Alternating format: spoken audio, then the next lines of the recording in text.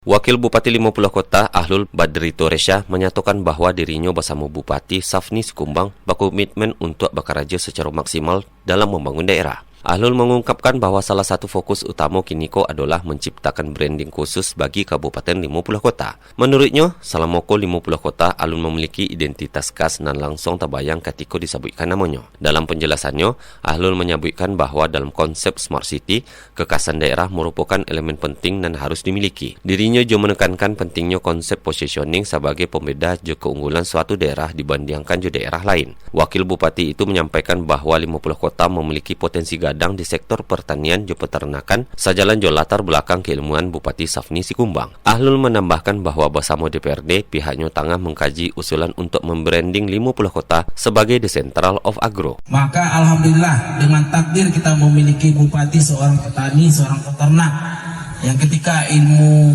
lapangannya dalam hal itu sudah sekelas profesor, maka menemui takdir terbaiknya dengan komposisi masyarakat 50 Kota yang kebanyakan adalah petani dan peternak.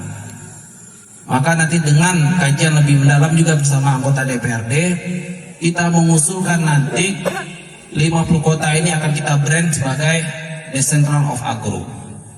Langkahku dinilai sebagai awal untuk memperkuat identitas daerah dan membuka peluang ekonomi berbasis pertanian di Kabupaten 50 Kota. Irsyad melaporkan.